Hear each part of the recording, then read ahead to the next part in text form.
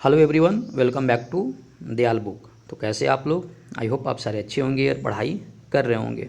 तो आज के सेशन में कंप्लीट करने वाले हैं बिहार लाइब्रेरी एग्जाम से रिलेटेड इंपॉर्टेंट टॉपिक, और उस टॉपिक का जो नाम है यह है आपका राइट टू इन्फॉर्मेशन, जिसको शॉर्ट फॉर्म हम लोग बोलते हैं RTI। अगर आप बिहार लाइब्रेरी एग्ज़ाम की आप तैयारी कर रहे हैं तो उस एग्ज़ाम से रिलेटेड ये जो टॉपिक है काफ़ी इंपॉर्टेंट है। तो आप लोग इस वीडियो को अंत तक देखें। चैनल पे नए हैं तो सब्सक्राइब कर, लाइक कर ले और दोस्तों के साथ शेयर भी कर लें। तो क्वेश्चन नंबर 1 है सूचना का अधिकार, जिसको हम बोलते हैं राइट टू इन्फॉर्मेशन और शॉर्ट फॉर्म बोलते हैं RTI का जो अधिनियम है वो किस वर्ष लागू किया गया था? इसका ऑप्शन सी है 2005 में। काफ़ी इंपॉर्टेंट क्वेश्चन है, एग्जाम में पूछा जा सकता है लाइब्रेरियन एग्जाम में कि RTI जो एक्ट आया था ये कब आया था? 2005 में। याद कर लीजिएगा आप लोग। और अगर चैनल पे नहीं तो सब्सक्राइब कर ले, और लाइब्रेरियन के कंटेंट इस पे आते रहते हैं तो आप लोग जाकर वहाँ पे भी वीडियो देख सकते हैं। सेकंड क्वेश्चन है RTI अधिनियम के तहत RTI अनुरोध का जवाब देने के लिए कितने दिन दिए जाते हैं? तो इसकी ऑप्शन आपका बी है 30 दिन। काफ़ी इंपॉर्टेंट क्वेश्चन है कि RTI अगर अधिनियम के तहत जो अनुरोध जो दिए जाते हैं, जो जवाब दिए जाते हैं, वो कम से कम आपको 30 दिन में दिए जाते हैं। समझे बात को? फिर से मैं रिवाइज कर रहा हूँ। RTI जो अपने देश में एक्ट आया था, कब आया था? 2005 में आया था। और RTI अनुरोध का जवाब देने के लिए कम से कम कितने दिन चाहिए? 30 दिन चाहिए। नेक्स्ट क्वेश्चन है निम्नलिखित में से कौन सी जानकारी RTI अधिनियम के तहत प्रकट नहीं की जा सकती? काफ़ी इंपॉर्टेंट क्वेश्चन है।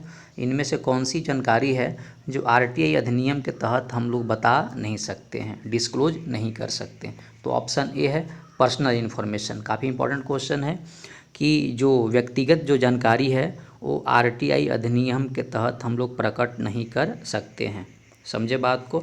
बाकी जो हम लोग सार्वजनिक प्रकट कर सकते हैं RTI के और तहत, अगर RTI के अकॉर्डिंग अगर सार्वजनिक अगर जानना, रिकॉर्ड जानना है तो जानकारी मिल सकती है। सरकारी नीतियाँ के बारे में जानकारी मिल सकती है, विकास योजनाएं के बारे में आपको जानकारी मिल सकती है, लेकिन व्यक्तिगत जानकारी है वो RTI एक्ट के तहत नहीं मिल सकता है। तो अगर आप बिहार लाइब्रेरियन एग्ज़ाम की तैयारी कर रहे हो तो उस एग्ज़ाम पॉइंट ऑफ व्यू से जो टॉपिक है RTI काफ़ी इंपॉर्टेंट है। नेक्स्ट क्वेश्चन है हु इज, इसमें क्या है कि केंद्रीय स्तर पर RTI अधिनियम के कार्यान्वयन की देखरेख के लिए कौन जिम्मेदार है? समझे बात को? तो इसकी ऑप्शन आपका बी है सेंट्रल इन्फॉर्मेशन कमीशन, यानी केंद्रीय सूचना आयोग है जो RTI एक्ट के आपका इम्प्लीमेंटेशन के लिए जिम्मेदार है। समझे बात को? यानी सिंपल फॉर्म में बता सकता हूँ कि जो RTI जो एक्ट है वो आपका केंद्रीय सूचना आयोग के अंदर आता है।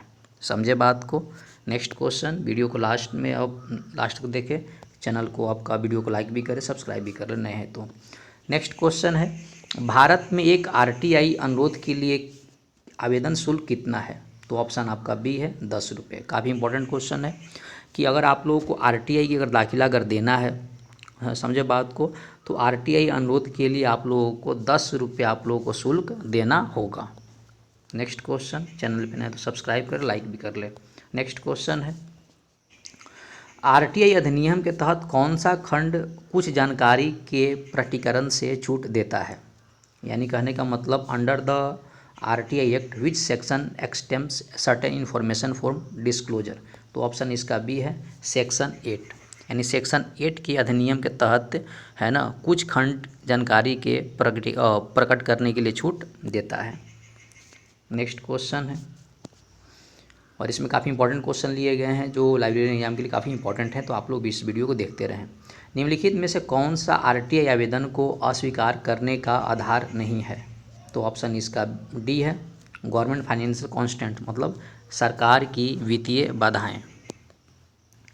नेक्स्ट क्वेश्चन है RTI अधिनियम किस प्रकार की शासन प्रणाली को बढ़ावा देता है? काफ़ी इंपॉर्टेंट क्वेश्चन है कि RTI जो अधिनियम है ये किस प्रकार की शासन प्रणाली को बढ़ावा देता है? तो इसकी ऑप्शन आपका बी है ट्रांसपेरेंट गवर्नमेंट, मतलब पारदर्शी शासन। समझे बात को? इसका मतलब ये हुआ कि जिस देश में या जिस सरकार में अगर RTI अगर काम अगर प्रॉपर कर रहा है, इससे क्या होती है, जो शासन प्रणाली है ये आपका बिल्कुल क्या होती है, पारदर्शी हो जाती है। पारदर्शी का मतलब क्या है कि सरकार जो भी कामें कर रही है, जो भी योजनाएं लागू कर रही है, इसमें बिल्कुल आपका पारदर्शी है। समझे बात को? मतलब इसमें कहीं पर भी आपको कोई चोर झपट वाली बात नहीं है। नेक्स्ट क्वेश्चन है, निम्नलिखित में से कौन सा निकाय आरटीआई के दायरे में नहीं आता है? काफ़ी इंपॉर्टेंट क्वेश्चन है। तो इसके ऑप्शन डी है प्राइवेट कंपनी। यानी कहने का मतलब क्या है कि जो निजी जो कंपनी है वो आपका आरटीआई के एक्ट के दायरे में नहीं आता है। बाकी केंद्र सरकार आती है, राज्य सरकार आती है, न्यायपालिका आती है, लेकिन निजी कंपनियां और निजी आपका जो इन्फॉर्मेशन है, व्यक्तिगत जो सूचना है, ये भी आरटीआई एक्ट में नहीं आती है। और आरटीआई कब आया था? 2005 में आया था। नेक्स्ट क्वेश्चन है, APIO का पूरा नाम क्या है? तो इसके ऑप्शन आपका बी है असिस्टेंट पब्लिक इंफॉर्मेशन ऑफिसर। काफ़ी इंपॉर्टेंट क्वेश्चन है। असिस्टेंट पब्लिक इंफॉर्मेशन ऑफिसर जो APIO का पूरा नाम है। नेक्स्ट क्वेश्चन है, PIO के निर्णय के खिलाफ पहली अपील कौन कर सकता है?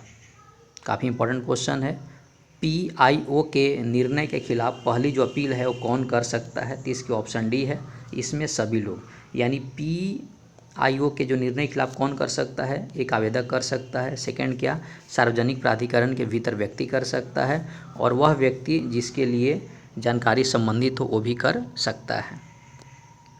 नेक्स्ट क्वेश्चन है, एक सूचना आयोग द्वारा PIO को किसके लिए दंडित किया जा सकता है? तो इसके ऑप्शन डी है सभी के लिए। यानी दुर्भावपूर्ण तरीके से जानकारी से इनकार करना, जानकारी देने बाधा डालना और जानबूझकर गलत, अधूरी या भ्रामक जानकारी देना वो PIO के दंडित कर सकता है। नेक्स्ट क्वेश्चन है, IT अधिनियम 2000 की धारा 79 किससे संबंधित है? तो इसके ऑप्शन बी है साइबर कैफ़े से। काफ़ी इंपॉर्टेंट क्वेश्चन है कि IT के अधिनियम आपका जो 2000 है, जिस 79 आपका किससे संबंधित है? साइबर कैफ़े से। कौन सा IT अधिनियम इलेक्ट्रॉनिक हस्ताक्षर से संबंधित कानून पेश करता है? काफ़ी इंपॉर्टेंट क्वेश्चन है। कौन सा IT अधिनियम इलेक्ट्रॉनिक हस्ताक्षर से संबंधित कानून पेश करता है? तो ऑप्शन इसका सी है IT अधिनियम 2008। नेक्स्ट क्वेश्चन है, प्रमाणन प्राधिकरण के नियंत्रक यानी CCA किसके अंतर्गत कार्य करते हैं? अगर बात करें, देखो CCA एग्जाम में कभी कभी क्या होते हैं, इसके पूरे नाम भी पूछे जाते हैं। जैसे CCA का पूरा नाम क्या है? Controller of certifying authorities. यानी इसको हिंदी में बोल सकते हैं प्रमाणन प्राधिकरणों के नियंत्रक किसके अंतर्गत आते हैं? तो ऑप्शन इसका सी है ministry of communication and IT, मतलब संचार और IT मंत्रालय।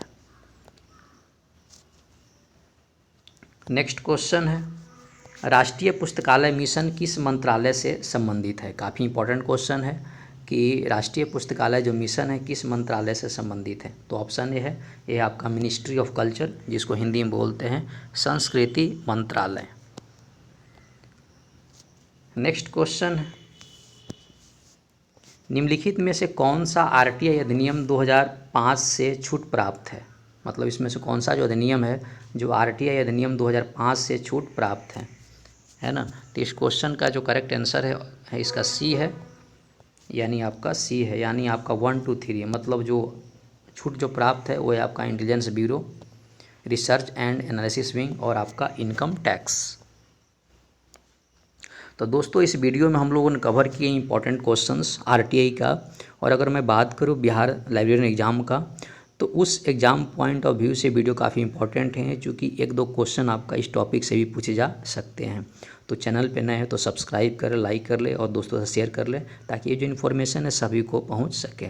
और अगर आप बिहार लाइब्रेरियन एग्ज़ाम की तैयारी कर रहे हो तो उस एग्ज़ाम पॉइंट ऑफ व्यू से वीडियो काफ़ी इंपॉर्टेंट है।